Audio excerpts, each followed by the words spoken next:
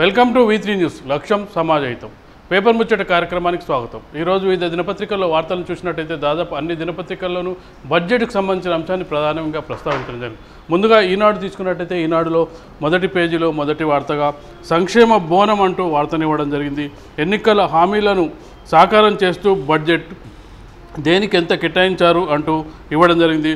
మొత్తం రాష్ట్ర బడ్జెట్ 1,82,000 కోట్లు 17 లక్షల బడ్జెట్ను అంటే 2 లక్షలకు మించకుండా బడ్జెట్ను ప్రవేశపెట్టారు। ఇందులో ఆసరా పింఛన్లకు 12.67 కోట్లు, రైతు బంధుకు 12,000 కోట్లు, వ్యవసాయ రుణమాఫీలకు 6,000 కోట్లు, నిరుద్యోగ వృత్తికి 1,810 కోట్లు, ఆసరా పింఛన్ల ద్వారా 50 లక్షల మంది లబ్ధిదారులు, రైతు బంధు ద్వారా 52 లక్షల మంది లబ్ధిదారులు, వ్యవసాయ రుణాల ద్వారా 40 లక్షల మంది లబ్ధిదారులు, నిరుద్యోగ వృత్తి 5 లక్షల లబ్ధిదారులు అంచనా। అంటే దీని మీద కొంచెం క్లారిటీ రావాల్సింది। అన్నదాతకు దన్ను, కుల వృత్తులకు భరోసా, పేద మహిళలకు ఆసరా, నిరుద్యోగులకు చేయుత, మొత్తంగా సంక్షేమ బోనం ఎత్తారంటూ వార్తనివ్వడం జరిగింది। పేద ప్రజలను దృష్టిలో ఉంచుకొని ఎన్నికల్లో ఇచ్చిన హామీల మేరకు అన్ని వర్గాలపైన ముఖ్యమంత్రి కేసీఆర్ వరాల జల్లు కురిపించారు। బడుగు బలహీన వర్గాలు ముఖ్యంగా నిరుద్యోగులకు మేలు తలపెట్టారు। రైతులను ఆదుకుంటూనే వృద్ధులు, దివ్యాంగులు, ఒంటరి మహిళలు, బీడీ కార్మికులు, వితంతువులు, నేత గీత కార్మికులు ఇలా అన్ని వర్గాల వారిని దృష్టిలో పెట్టుకొని సంక్షేమ బడ్జెట్ను తీర్చిదిద్దారు।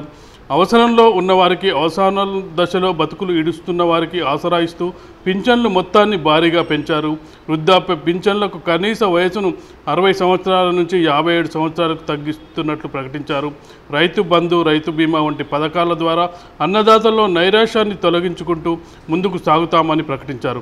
ఒకప్పుడు దేశ సగటు కంటే తక్కువ ఉన్న తెలంగాణ వృద్ధి రేటు రాష్ట్రం ఏర్పడిన తర్వాత 2 రెట్లు పెరిగిందని వెల్లడించిన ముఖ్యమంత్రి భవిష్యత్తుపై భరోసా ఇచ్చారు। సంక్షేమ పథకాలలో రాష్ట్రం ఇప్పుడు దేశానికే మోడల్గా మారిందంటూ సగర్వంగా ప్రకటించారు। బడ్జెట్ ప్రవేశపెడుతూ అంటే కేసీఆర్ కామెంట్స్ని చూసినట్టయితే ఆసరా పింఛన్లు అందుకుంటున్న వారు నన్ను దేవుడిచ్చిన అన్నని ఆదరించారు, తమను కాపాడుతున్న పెద్ద కొడుకు అని వృద్ధులు ఆశీర్వదించారు। నా రాజకీయ జీవితానికి ఇది గొప్ప సార్థకతగా భావిస్తున్నా అంటూ బడ్జెట్ పెట్టే ముందు తన ప్రసంగంలో పేర్కొనడం జరిగింది। ఇది ఈనాడులో మొదటి పేజీలో వచ్చిన వార్తలు। మరొక వార్తగా ఈనాడులో ఉపసభాపతిగా పద్మారావు గౌడ్ అంటూ వార్తనివ్వడం జరిగింది। నేడు నామినేషన్ సోమవారం అధికారికంగా వెల్లడి అంటూ వార్తనివ్వడం జరిగింది। శాసనసభ కోట తెరాస ఎమ్మెల్సీ అభ్యర్థుల ఖరారు అంటూ వార్తనివ్వడం జరిగింది। మహమూద్ అలీ, షేర్లింగ్, సుభాష్ రెడ్డి, ఎగ్గే మల్లేశం, సత్యవతి రాథోడ్ల ఎంపిక, ఒక స్థానం మజ్లిస్కు కేటాయింపు అంటూ వార్తనివ్వడం జరిగింది। మరొక వార్తగా సినీ లోకాన్ని వదిలి వెళ్ళిన బొమ్మాలి సృష్టికర్త టాలీవుడ్ అగ్ర దర్శకుడు కోడి రామకృష్ణ ఇక లేరు అనే వార్తనివ్వడం జరిగింది। ఇవి ఈనాడులో మొదటి పేజీలో వచ్చిన వార్తల్ని తీసుకున్నట్టయితే మరొక పత్రికను తీసుకున్నట్టయితే ఆంధ్రజ్యోతిలో మొదటి పేజీలో మొదటి వార్తగా సంక్షేమంగా సాగు అంటూ వార్తనివ్వడం జరిగింది। కేసీఆర్ బడ్జెట్ పేదకు ఆసరా, రైతుకు భరోసా అంటూ వార్తనివ్వడం జరిగింది। 2 లక్షలు దాటని పద్దు, దిద్దుబాటున బడ్జెట్ గణాంకాలు, నికరంగా పెరిగింది 4.3%, వాస్తవిక బడ్జెట్ వచ్చే 5 ఏళ్ళు ఇలాగే, సవరిత అంచనాలపై పెంపు 12.45%, ముందు చూపు ప్రదర్శించిన సర్కార్ అంటూ వార్తనివ్వడం జరిగింది। రుణమాఫీ కట్ ఆఫ్ డిసెంబర్ 11, ఎంత తీసుకున్నా 1,00,000 దాకా మాఫీ, 4 విడతలుగానే సొమ్ము చెల్లింపు, 6,000 కోట్ల కేటాయింపు, రైతు బంధు ఇక ఎకరానికి 10,000, సంక్షేమ పద్దు 47.513 కోట్లు, 57 ఏళ్ళు దాటితే 2,016 ఆసరా, దివ్యాంగులకు 3,016, నిరుద్యోగ వృత్తికి 1,810 కోట్లు, 14 లక్షల మందికి చెల్లింపు అంటూ వార్తనివ్వడం జరిగింది। మరొక వార్తగా జై జవాన్ పుల్వామా అమరుల కుటుంబాలకు 10 కోట్లు అంటూ వార్తనివ్వడం జరిగింది। ఒక్కో కుటుంబానికి 25 లక్షలు తెలంగాణ తరపున సాయం। ఇది జవాన్లపై కాదు, ఇది దేశంపైనే దాడి, ఏకతాటిపై నిలబడి పోరాడాలి, కేసీఆర్ అమరవీరులకు ఉభయ సభల నివాళి అంటూ వార్తనివ్వడం జరిగింది। ఆంధ్రజ్యోతిలో మరొక వార్తగా 5 సీట్లకు పోటీ, ఎమ్మెల్యే కోట, ఎమ్మెల్సీలపై టీఆర్ఎస్ నిర్ణయం, 4 సొంతంగా బరిలో, 1 మజ్లిస్ కంటూ వార్తనివ్వడం జరిగింది। అభ్యర్థులుగా మహమ్మద్ అలీ, ఎగ్గే మల్లేశం, షేర్ సుభాష్ రెడ్డి, సత్యవతి రాథోడ్, గెలిపించే బాధ్యత తలసానికి అప్పగింత అంటూ వార్తనివ్వడం జరిగింది। మరొక వార్తగా డిప్యూటీ స్పీకర్ పద్మారావు గౌడ్ ఏకగ్రీవానికి మజ్లిస్ బీజేపీ మద్దతు, సూత్రప్రాయంగా అంగీకరించిన కాంగ్రెస్ నేడు నామినేషన్ ఎల్లుండి ప్రకటన అంటూ వార్తను ఇవ్వడం జరిగింది. ట్రంప్ చేతిలో 1,00,000 మంది భవిత, White House H4 visa bill, పని అనుమతుల రద్దుకే మొగ్గు, వద్దని వారిస్తున్న టెక్ కంపెనీలు అంటూ వార్తనివ్వడం జరిగింది. కవ్విస్తున్న పాక్ అంటూ మరొక వార్తనివ్వడం జరిగింది. సరిహద్దులో పాకిస్తాన్ ఆర్మీ చీఫ్ యుద్ధ సన్నద్ధత ప్రత్యక్ష పరిశీలన, త్వరలో మరిన్ని బలగాల తరలింపు అంటూ వార్తనివ్వడం జరిగింది. కోడి రామకృష్ణ ఇక లేరు అంటూ మరొక వార్తనివ్వడం జరిగింది. ఇవి ఆంధ్రజ్యోతిలో మొదటి పేజీలో ప్రధానంగా వచ్చిన వార్తల్ని తీసుకున్నట్టయితే, మరొక పత్రికను తీసుకున్నట్టయితే సాక్షిలో మొదటి పేజీలో మొదటి వార్తగా పైరు పండుగ అంటూ వార్తనివ్వడం జరిగింది. సాగు సంక్షేమ తెలంగాణ లక్ష్యంగా అసెంబ్లీలో 2019-20 బడ్జెట్ ప్రవేశపెట్టిన సీఎం కేసీఆర్ 1,82,017 కోట్లతో వార్షిక పద్దు, ఆర్థిక ప్రగతితో రాష్ట్రం దూసుకుపోతున్న తీరును ప్రతిబింబించిన బడ్జెట్. ప్రాజెక్టులు, పింఛన్లు, రైతు బంధు, రుణమాఫీలకు పెద్దపీట, సాగునీటి వసతుల మెరుగుకే ఎక్కువ కేటాయింపులు, సబ్ప్లాన్ల అమలులో ఎస్సీ ఎస్టీల జీవితాల్లో వెలుగు యత్నం, తలసరి ఆదాయం 25,000 పెరుగుతుందని అంచనా. సాక్షిలో మొదటి పేజీలో వచ్చిన మొదటి వార్తను తీసుకున్నట్టయితే, టీఆర్ఎస్ ఎమ్మెల్సీ అభ్యర్థుల ఖరారు, 4గురిని ప్రకటించిన కేసీఆర్ అంటూ వార్తను ఇవ్వడం జరిగింది. కోడి రామకృష్ణ ఇక లేరు అనే వార్తను కూడా ఇవ్వడం జరిగింది. ఇవి మొదటి పేజీలో సాక్షిలో వచ్చిన వార్తలను తీసుకున్నట్టయితే, మరొక పత్రికను తీసుకున్నట్టయితే ఆంధ్రప్రభలో మొదటి పేజీలో మొదటి వార్తగా జై కిసాన్ రైతు జన సంక్షేమ మంత్రం అంటూ వార్తనివ్వడం జరిగింది. హామీల అమలుకు ప్రాధాన్యం, 1,00,000 రుణమాఫీ, రైతు బంధు, రైతు బీమాతో సహా పలు కార్యక్రమాలకు భారీగా నిధులు, వ్యవసాయం, సాగునీటి రంగాలకు భారీ కేటాయింపులు, వరుసగా 6సారి మిగులు బడ్జెట్, దూసుకుపోతున్న జీఎస్డీపీ, బలహీన వర్గాలకు బాసట, భారీ బడ్జెట్ను ప్రవేశపెట్టిన సీఎం కేసీఆర్ అంటూ వార్తనివ్వడం జరిగింది. ఖరీఫ్ నుంచి క్రాప్ కాలనీలు అంటూ వార్తనివ్వడం జరిగింది. బడ్జెట్ సూపర్ అంటూ సీఎం కేసీఆర్ను అభినందించిన కేటీఆర్కి సంబంధించిన వార్తనివ్వడం జరిగింది. జై జవాన్ 25 లక్షల చొప్పున పుల్వామా అమరవీరుల కుటుంబాలకు పరిహారం అంటూ వార్తనివ్వడం జరిగింది. మరొక వార్తగా ఆంధ్రప్రభలో డిప్యూటీ స్పీకర్ పద్మారావు గౌడ్ ఖరారు చేసిన సీఎం కేసీఆర్ నేడే నోటిఫికేషన్, ఎన్నికల లాంఛనమే అంటూ వార్తనివ్వడం జరిగింది. ఎమ్మెల్సీ అభ్యర్థులు ఎంపిక చేసిన కేసీఆర్ 4గురు ఖరారు, హోంమంత్రి మహమూద్ అలీకి మళ్ళీ సీటు, సన్నిహితుడు షేర్ సుభాష్ రెడ్డి, కురుమనేత మల్లేశంకు అవకాశం, వరంగల్ గిరిజన మహిళా నేత సత్యవతి రాథోడ్కు లక్కీ ఛాన్సు, అనూహ్యంగా మిత్రపక్షం ఎంఐఎంకు 1 అంటూ వార్తనివ్వడం జరిగింది. వీసా కష్టాలు తప్పవా అంటూ వార్తనివ్వడం జరిగింది. వైట్ హౌస్కు కొత్త ప్రతిపాదనలు, అవి భారతీయులకు ప్రతికూలమే, ఆమోదం పొందితే ఇబ్బందులే, అంతా ట్రంప్ చేతుల్లోనే అంటూ వార్తనివ్వడం జరిగింది. మోడీకి సియోల్ శాంతి బహుమతి ప్రదానం అంటూ వార్తనివ్వడం జరిగింది. మోడీదంతా మాటల గారడి అంటూ రాహుల్ గాంధీ తిరుపతి పర్యటన సందర్భంగా విమర్శలకు సంబంధించిన వార్తను ఇవ్వడం జరిగింది. ఇవి ఆంధ్రప్రభలో మొదటి పేజీలో వచ్చిన వార్తలను తీసుకున్నట్టయితే, మరొక పత్రికను తీసుకున్నట్టయితే నమస్తే తెలంగాణలో సాగు సంక్షేమ బడ్జెట్ అంటూ ఆ వార్తను హైలైట్ చేయడం జరిగింది. 1,82,000 కోట్లతో ఓటాన్ అకౌంట్ బడ్జెట్, రాష్ట్ర ప్రగతికి ప్రతిరూపంగా కేసీఆర్ పద్దు, ఎన్నికల హామీల అమలుకు భారీగా నిధులు, రైతు వ్యవసాయ కేంద్రంగా వివిధ కార్యక్రమాలకు 60,000 కోట్లు, సంక్షేమ రంగాలకు 40,000 కోట్లు అంటూ వార్తనివ్వడం జరిగింది. ప్రధానంగా దేనికి ఎంత కేటాయించారు అనే అంశాన్ని కూడా ప్రధానంగా ప్రస్తావించడం జరిగింది. మరొక వార్తగా టీఆర్ఎస్ ఎమ్మెల్సీ అభ్యర్థుల ఖరారు అంటూ వార్తనివ్వడం జరిగింది. కేసీఆర్కు కృతజ్ఞతలు, ఎమ్మెల్సీ ఎన్నికల్లో 1 స్థానం కేటాయింపుపై ఎంఐఎం అధినేత ఓవైసీ హర్షం అంటూ వార్తనివ్వడం జరిగింది. మరొక వార్తగా రాష్ట్రంలో ఓటర్ల సంఖ్యకు సంబంధించిన వార్తను ఇవ్వడం జరిగింది. కొత్త ఓటర్లు 23.78 లక్షలు, యువ ఓటర్లు 5.99 లక్షలు జాబితా విడుదల చేసిన ఈసీ, వచ్చే నెల 2-3 తేదీలో పోలింగ్ బూత్ల వద్ద శిబిరాలు అంటూ వార్తను ఇవ్వడం జరిగింది. పుల్వామా అమరులకు శాసనసభ ఘన నివాళి, సైనికుల కుటుంబాలకు 25 లక్షల చొప్పున సహాయం, సంతాప తీర్మానం ప్రవేశపెట్టిన సీఎం కేసీఆర్ అంటూ వార్తనివ్వడం జరిగింది. నేడు బడ్జెట్పై చర్చ అంటూ వార్తనివ్వడం జరిగింది. నేడు పంచాయతీరాజ్ జీఎస్టీ చట్టాలు, 25న ద్రవ్య వినిమయం బిల్లుకు ఆమోదం, నేడు డిప్యూటీ స్పీకర్ ఎన్నికకు నామినేషన్లు, 25న ఎన్నిక, బీఎస్సీ సమావేశంలో నిన్నే డిప్యూటీ స్పీకర్గా పద్మారావు ఏకగ్రీవ ఎన్నిక అంటూ వార్తనివ్వడం జరిగింది. ప్రముఖ దర్శకుడు కోడి రామకృష్ణ కన్నుమూత, తీవ్ర అనారోగ్యంతో హైదరాబాద్లో తుది శ్వాస అంటూ వార్తనివ్వడం జరిగింది.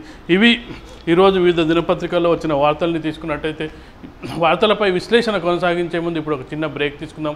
పేపర్ ముచ్చట కార్యక్రమంలో ఇప్పుడు ఒక చిన్న బ్రేక్ తీసుకుందాం.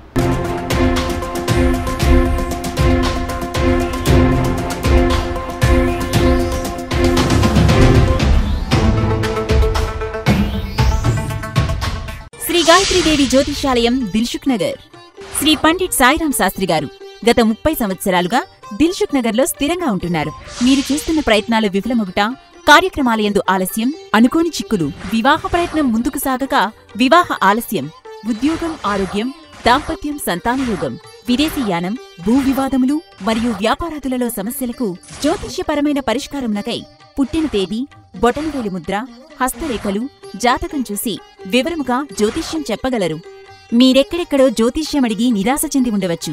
ఒక్కసారి శ్రీ సాయిరాం శాస్త్రి గారిని సంప్రదించండి. గమనిక: స్త్రీ పురుషుల ఎటువంటి జీవిత సమస్యలకైనా పూజ, హోమం, అంజనం, యంత్రం, మంత్రం ద్వారా 9 రోజుల్లో గాయత్రీదేవి సాయిబాబా పూజ చేసి శాస్త్రోక్తంగా పరిష్కారం చూపగలరు. గాయత్రీదేవి జ్యోతిష్యాలయం, flat number 101, first floor, Shilpi apartments, A block, near Konark theatre, Dilsukh Nagar, Hyderabad. Cell 9949373448 9405370444.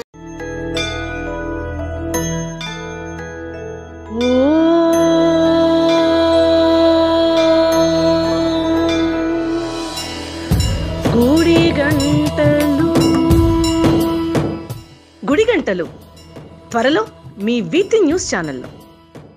నేను మా తమ్ముడు రాజుగాడు రచ్చబండ ముచ్చట్లల్లా మన V3 న్యూస్ ఛానల్ జల్దీనే వస్తున్నాం, జర చూడుండ్రి. రచ్చబండ ముచ్చట్లు మీ V3 న్యూస్ ఛానల్లో త్వరలో.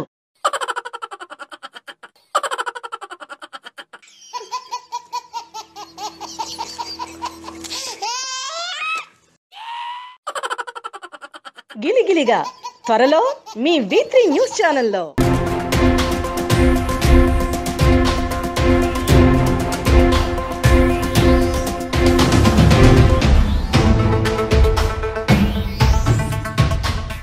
వెల్కమ్ బ్యాక్ టు పేపర్ ముచ్చట కార్యక్రమం.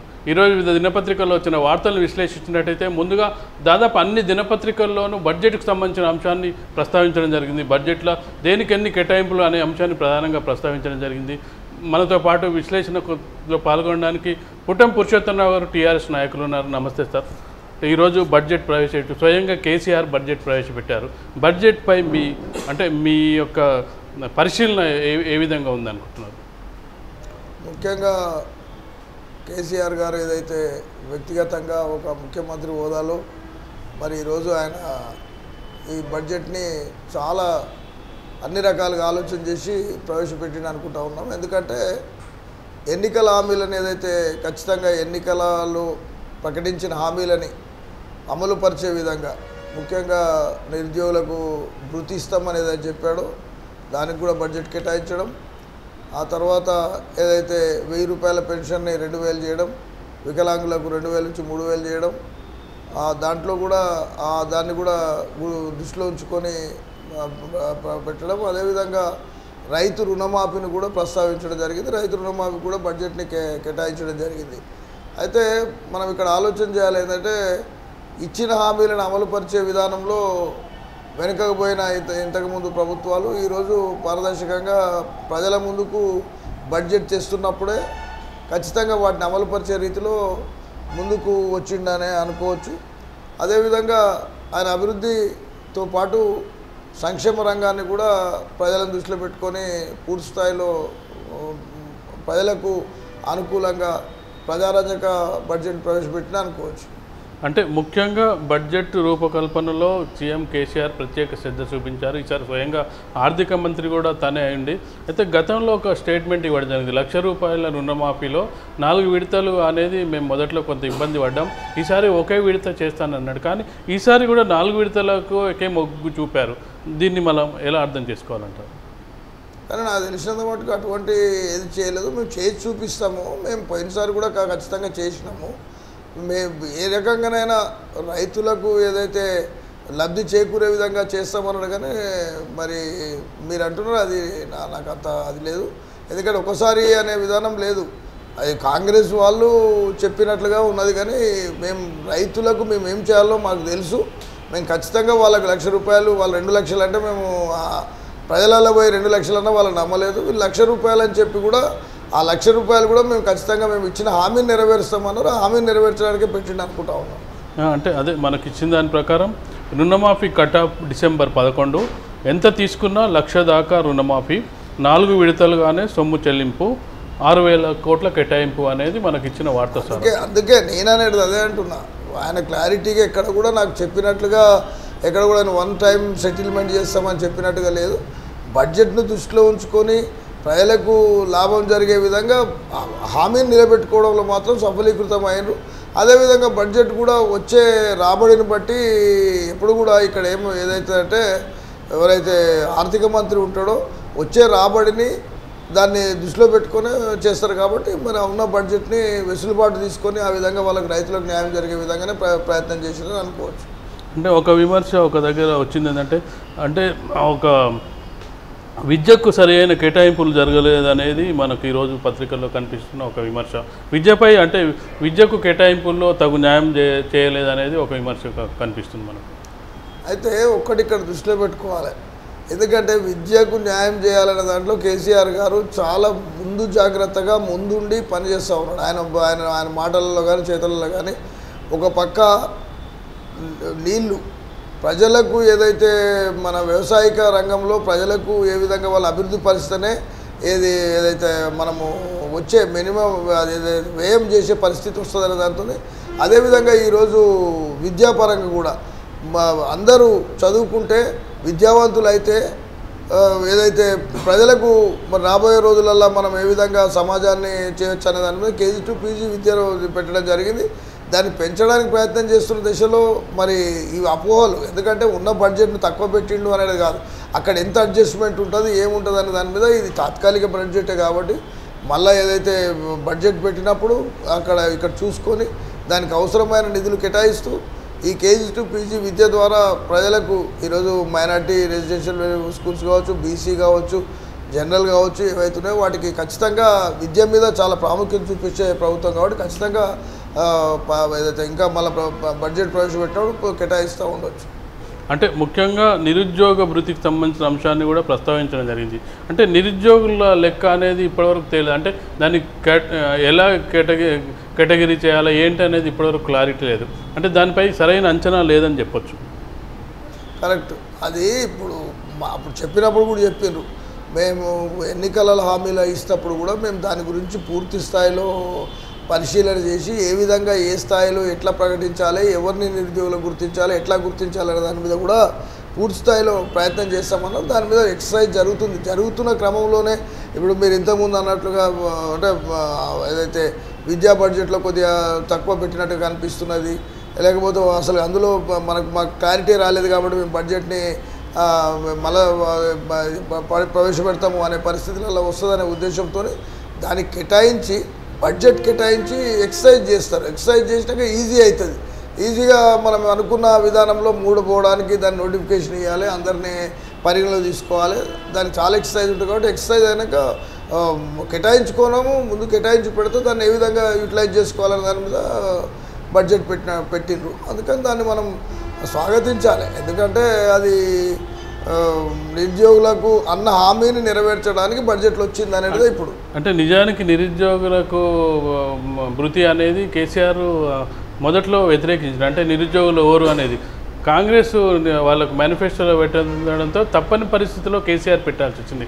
అంటే మొదటి నుంచి కూడా కేసీఆర్కు ఒక అభిప్రాయం ఉంది, ఏంటంటే నిరుద్యోగుల్ని గుర్తించడం ఎలా అనే దాని మీద సమస్యలు ఉన్నాయి. ఈ సమస్యలు ఎలా తేల్చాలి అనే దాని మీద అంటే కేవలం కాంగ్రెస్ పార్టీ పెట్టినందుకే పెట్టిండని మనం అంటే అప్పట్లో విమర్శలు వచ్చాయి కదా. కానీ అట్లా చాలామంది అంటారండి, ఆయన బేసికల్గా మేము పార్టీలో ఉద్యమంలో ఉండి మేము చూసినాం కాబట్టి ఆయన ఆలోచన విధానాన్ని చూసి ఒకసారి ఆలోచన చేస్తే ఆయన ఖచ్చితంగా ఏదైతే అనుకున్న దాన్ని చేయాలనుకుంటాడో కానీ వాళ్ళని చూసి ఏదో చెప్పిండు అనేది కాదు. ఆయనకు అభిప్రాయం ఉండొచ్చు. అభిప్రాయం ఏదైతే ఉందో అభిప్రాయంలో మార్పులు సహజం జరగడానికి, అయితే వాళ్ళు పెట్టిండ్రని పెట్టడం కాదు ఇక్కడ. అంటే నిరుద్యోగులు నిజంగా కూడా మనం ఆలోచన చేసినట్లయితే నిరుద్యోగిగా గుర్తించడానికి పారామీటర్స్ ఏంటివి, మరి ఎట్లా అనేది ఉన్నది. దాని మీద మనము ఖచ్చితంగా ప్రభుత్వం ఆలోచన చేస్తుంది. అందుకని నేను అన్న పూర్తి స్థాయిలో అందరితో మాట్లాడి దానికి సానుకూలమైన ఒక ప్రతిపాదన తీసుకొని ఆ ప్రతిపాదన ప్రకారంగా కేటాయించడానికి బడ్జెట్ను మాత్రం ముందు అందులో రూపకల్పన చేసుకోవడం జరిగింది. ఇప్పుడు మిగతా అన్ని లబ్ధిదారుల సంఖ్య స్పష్టంగా ఉంది. ఇప్పుడు ఆసరా పింఛన్లకు ఎంతమంది అర్హులు, లబ్ధిదారులు, రైతు బంధుకు అర్హులు, రుణమాఫీకి అందరు. కానీ ఈ నిరుద్యోగటప్పటికి వచ్చేసి క్రైటీరియాలో అంటే ప్రైవేట్ ఉద్యోగం చేసే వాళ్ళ నిరుద్యోగులకు గుర్తించాలా, అంటే ఎవరిని నిరుద్యోగులకు గుర్తించాలి అంటే కొంతమంది ప్రైవేట్ సెక్టార్లో పనిచేస్తుంటారు, అసంఘటిత కార్మికులు పనిచేస్తుంటారు. అంటే దాని క్రైటీరియా అనేది చాలా అంటే ముందు చాలా సమస్యలు ఎదుర్కొనే ప్రమాదం ఏమైనా ఉందంటారు. ఇప్పుడు పక్క రాష్ట్రంలో కూడా నిరుద్యోగ వృత్తిని ప్రవేశపెట్టడం జరిగింది. వాళ్ళు ఇస్తూ ఉన్నారు, వాళ్ళని తెప్పించుకుంటారు. ఇక్కడ కూడా చూస్తారు అసంఘటిత కార్మికులుగా ఉన్న వాళ్ళని గుర్తించాలా, లేకుంటే ఎవరు పూర్తి స్థాయిలో ఇంట్లో ఉన్న వాళ్ళని గుర్తించాలా అనేది అంటే రాబోయే రోజులు చెప్తాయి. ఇప్పుడు మనకు రాయడానికి ప్రతిపక్షాలు రెడీగా ఉంటాయి. మీరు ఇస్తున్నారు, ఇట్లా ఇస్తే అట్లా ఇస్తే ఇట్లా ఇవ్వమంటారు, ఇట్లా ఇస్తే అట్లా ఇవ్వమంటారు. అందుకని దాని మీద చాలా ఇది అంటే నిజంగా ఒక ముళ్ళ మీద కూర్చున్నట్టుగానే ఉంటుంది. మీరు అన్నట్టుగా ఎవరు నిరుద్యోగ గుర్తించాలి, క్రైటీరియా ఏంది, ఎట్లా అనేది. అందుకని హామీలు ఇస్తేప్పుడు అవతలలో హామీ ఇచ్చినా యువతలలో హామీ ఇచ్చినా అవతలలో ఇస్తే యువతలలో ఇచ్చిరని మీరు చెప్తా ఉన్నారు. కానీ ఎవరు ఇచ్చినా దాన్ని వాళ్ళే క్రైటీరియా తీసుకుంటారు. ఇప్పుడు వాళ్ళు ఇవ్వాలనుకున్న వాళ్ళు ఎట్లా క్రైటీరియా తీసుకుంటారు కాబట్టి ఆ క్రైటీరియా ఏందో వాళ్ళతో కూడా చర్చలు జరుగుతాయి. ఆ చర్చలలో ఒక మంచి లైన్ ఎంచుకుంటుండొచ్చు. ఏ లైన్ ఎంచుకున్నా కానీ విమర్శిస్తూ మాత్రం ఉంటారు. ఎందుకంటే కేసీఆర్ చాలా క్లారిటీగా ఉన్నారు. రైతు బంధు పథకం ప్రవేశపెట్టినప్పుడు కూడా కేవలం పట్టాదారులకు మాత్రమే ఇస్తాము, ఎందుకంటే ఎవరు కౌలుదారులు అనేది మన దగ్గర రికార్డ్స్ ఉండయి, రేపు ఎప్పుడు ఉంటారో తెలియదు. కాబట్టి ఆ విషయంలో ఎన్ని విమర్శలు వస్తున్నా కానీ కేసీఆర్ వెనక్కి పోకుండా ఒక స్టాండ్ మీద నిలబడ్డారు. అలాగే ఈ నిరుద్యోగ వృత్తిపై ఎలాంటి స్టాండ్ ఉండబోతుంది అనేది ఇప్పుడు అంటే కేసీఆర్ దీన్ని తీసుకునే ఒకసారి నిర్ణయం తీసుకుంటే ఇక క్లారిటీగా ఉంటాడు, ఎవరు విమర్శలు చేసినా ఏం పట్టించుకోడు. ఇప్పుడు నెక్స్ట్ ఏం జరుగుతుంది అనేది ఇక్కడ మనకు ప్రశ్న. అందుకనే ఇప్పటికి కూడా కేసీఆర్ గారు కూడా ఇక్కడ కూడా ఆయన చాలా దీని మీద చాలా ఎక్సర్సైజ్ చేయవలసిన అవసరం ఉంది. చాలా పూర్తి స్థాయిలో చాలా లోతుగా పరిశీలన చేయాలనే దాని మీద వారు అన్న విషయం అందరూ గమనించారు. ఖచ్చితంగా పూర్తి పరిశీలన చేసినాక ఒక క్లారిటీ తీసుకున్నట్టు మీరు అన్నట్టు ఒక క్లారిటీ తీసుకున్న తర్వాత దాని మీద నిలబడతాడు. ఆ విధంగానే నిరుద్యోగ వృత్తి ఇవ్వడానికి అవకాశం ఉంది. మరొకటి అంటే మనకు ఇంకొక ఇంపార్టెంట్ ఏంటంటే ఏ రాష్ట్ర ప్రభుత్వం కూడా అంటే ప్రతిదానికి కేసీఆర్ అంటే జాతీయ స్థాయిలో ఆలోచిస్తుంటారు.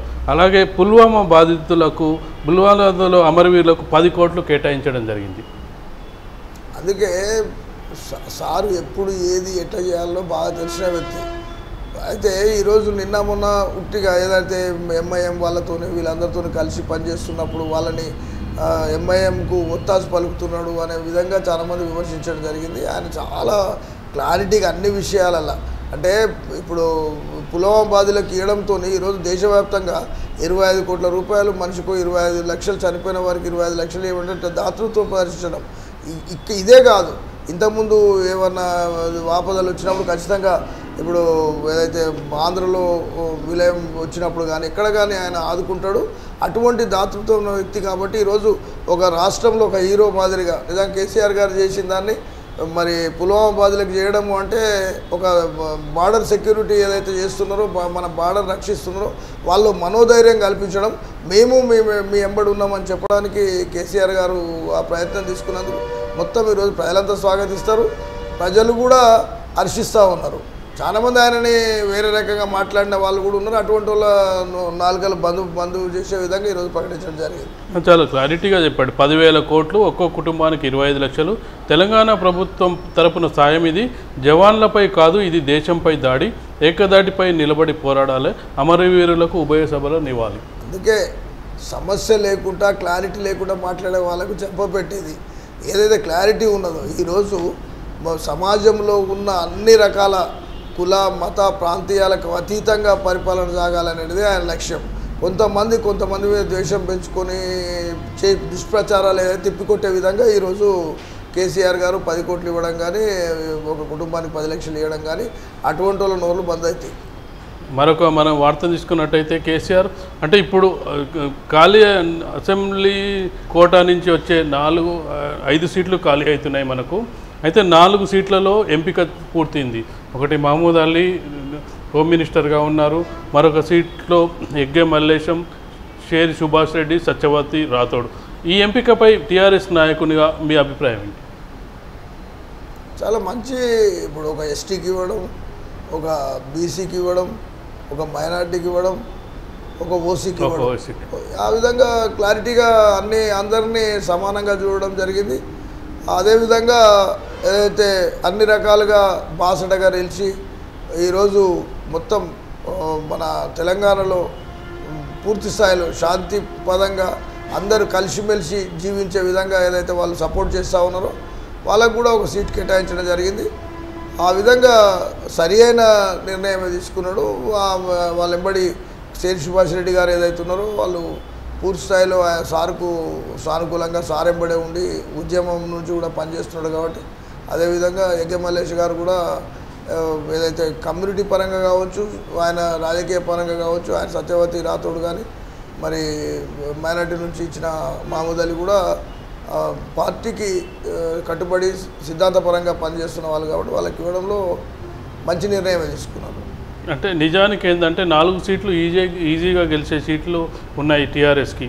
5వ సీటును మిత్రపక్షాలకు కేటాయిస్తూ నిర్ణయం జరిగింది. అయితే సంఖ్యాపరంగా చూస్తే అంటే సీటు వస్తుందో లేదో అని అనుమానంగా ఉంది. అంటే కాంగ్రెస్ కూడా పోటీలో ఉండే అవకాశం ఉంది. అంటే వ్యూహం ఎలా ఉండబోతుందని ఆ ఎన్నికలు గెలిపించే బాధ్యతను కూడా తలసాని శ్రీనివాస్ యాదవ్కు అప్పగించడం జరిగింది. వ్యూహం ఏముంటుంది ఇక్కడ, ఎవరు కూడా ఇప్పుడు వాళ్ళకు కూడా అవకాశం, వాళ్ళకు పూర్తి స్థాయిలో కాంగ్రెస్ వాళ్ళు ఒక సీటు గెలిచే స్థాయిలో వాళ్ళకు సరిపోయిన సంఖ్యాబలం ఉన్నట్టుగా లేదు. కాబట్టి వాళ్ళ సంఖ్యాబలాన్ని వాళ్ళలో ఉన్నవాళ్ళు కానీ ఇక్కడ వీళ్ళు సీట్లు పెట్టుకోవాలంటే వీళ్ళు కానీ పూర్తి స్థాయిలో ప్రయత్నం చేయవలసి వస్తుంది. ఆ లాస్ట్ మూమెంట్లో వాళ్ళు ఏ విధంగా టర్న్ తీసుకునే దాన్ని బట్టి మరి ఆ సీటు మీద కొంత ఆసక్తి ఉంటుంది. ఎప్పుడు కూడా ఏం చేస్తారంటే ఎవరెవరికి వేయాలి, ఎన్ని ఓట్లు కేటాయించాలి, ఆ ఓట్లు రావడానికి ఎట్లా ప్రయత్నం చేయాలని దాని మీద ప్రయత్నం చేస్తూ ఉండొచ్చు. అంటే కాంగ్రెస్ విమర్శలు అంటే బలం లేకున్నా బరిలోకి మరో అభ్యర్థిని దింపారనేది ప్రచారం. ఎందుకంటే వాళ్ళకి 19 సీట్లు ఉన్నాయి, ఏమో తగ్గితే 2-3 సీట్లు తగ్గుతాయేమో తెలియదు. కానీ అయితే మొత్తానికైతే కాంగ్రెస్ పోటీలో ఉంటే మాత్రం ఖచ్చితంగా పోటీ అనివార్యంగా కనిపిస్తుంది మనకు. పోటీ ఉంటుంది, అందుకని వాళ్ళకు కూడా వాళ్ళకి పూర్తి స్థాయిలో వాళ్ళకి లేదు కాబట్టి వాళ్ళకు లేదు కాబట్టి కేసీఆర్ గారు మనోధైర్యం, ఇంతకుముందు మేము ఎప్పుడు నిలబడ్డా కానీ ఖచ్చితంగా టీఆర్ఎస్ పరంగా గెలుస్తూ వచ్చినాం కాబట్టి ఇది కూడా గెలుస్తామని 5 సీట్లు గెలుస్తామనే దాంతోనే ఉండొచ్చు. మరి ఏ విధంగా ఓట్లు వాళ్ళు నిలబెడతారో ఇంకా క్లారిటీ రాలేదు. ఈరోజు కాంగ్రెస్ వాళ్ళు కూడా ఏం మాట్లాడినట్టుగా లేదు. రేపు ఆ విషయం తెలుస్తుంది. అంటే నిన్న మొన్న వాళ్ళు చెప్పడం జరిగింది, మేము ఎమ్మెల్సీ బరిలో ఉంటాం అనే విషయాన్ని వాళ్ళు ప్రకటించడం జరిగింది. అంటే వాళ్ళు నిలబడకపోతే అది ఏకగ్రీవం అయ్యే అవకాశం ఉంది. ఎందుకంటే 5 సీట్లు ఖాళీలు ఉన్నాయి, 5 ఉన్నాయి. వాళ్ళు నిలబడితే మాత్రం ఖచ్చితంగా ఎన్నికలు జరిగే అవకాశం ఉంటుంది, జరగడానికి అవకాశం ఉంటాయి. ఎందుకంటే వాళ్ళు కూడా ఏమో ఈజీగా వదిలిపెట్టేముండరు. కానీ వాళ్ళు ఉన్న దాంట్లో వాళ్ళ బలాన్ని వాళ్ళు నిలుపుకోవాలి. ఇప్పుడు కాంగ్రెస్ వాళ్ళ బలాన్ని వాళ్ళు నిలుపుకోవాలి. వీళ్ళకున్న సంకేతాల పరంగా ఏ విధంగా ఆలోచన చేసినా కానీ మరి ఆలోచన పరంగా 5 సీట్లు గెలుస్తామనే ధీమా మాత్రం టీఆర్ఎస్కు ఉన్నట్టుగా తెలుస్తుంది. మరొక ముఖ్యమైన వార్తను తీసుకున్నట్టయితే ఈసారి పద్మారావు గౌడ్ చాలా సీనియర్ నేత, టీఆర్ఎస్ ఆవిర్భావం నుంచి ఉన్నాడు. అతనికి మంత్రివర్గంలో స్థానం కల్పించలేదు. అయితే డిప్యూటీ స్పీకర్గా అవకాశం ఉంటుందనేది ఈరోజు వార్తా కథనం. మనం ఏ విధంగా చూడాలంటారు పద్మారావు గౌడ్ డిప్యూటీ స్పీకర్గా ఎన్నికవడం అనేదాన్ని? పద్మారావు గౌడ్ ప్రశాంతమైన వ్యక్తి. ఆయనకున్న పరిధిలలో డిప్యూటీ స్పీకర్గా చాలా బాగా పనిచేయడానికి అవకాశం ఉంది. ఆయనకున్న ఏదైతే వాక్చాతుర్యం కావచ్చు, అది కావచ్చు, డిప్యూటీ స్పీకర్గా ఉంటాడు. ఆ తర్వాత పెద్దలు పోచారం శ్రీనివాసరెడ్డి గారు స్పీకర్గా పూర్తి సమయం కేటాయిస్తాడు. కాబట్టి పద్మారావు గారు ఖచ్చితంగా ఇక సమస్య లేదు. సార్ కేసీఆర్ గారు ప్రకటించారు కాబట్టి పద్మారావు గౌడ్ ఏకగ్రీవంగా కావడానికి అవకాశం ఉంది. అంటే మిగతా వాళ్ళు కూడా ఎవరు కూడా పెట్టే పరిస్థితి లేదు. కాకపోతే ఏంటంటే పద్మారావు గౌడ్ దాదాపు అంటే అన్ని పార్టీలతోటి మంచి రిలేషన్స్ మెయింటైన్ చేస్తాడు, మంచి వ్యక్తి అనే ఒక అభిప్రాయం అయితే అన్ని పార్టీల్లో ఉంది. Thank you sir, thank you. ఈరోజు పేపర్ ముచ్చట కార్యక్రమానికి వచ్చి మీ అభిప్రాయాలు తెలియజేసినందుకు. ఇది ఈరోజు పేపర్ ముచ్చట కార్యక్రమం. రేపటి పేపర్ ముచ్చట కార్యక్రమంలో తిరిగి కలుసుకుందాం. అంతవరకు సెలవు, నమస్కారం.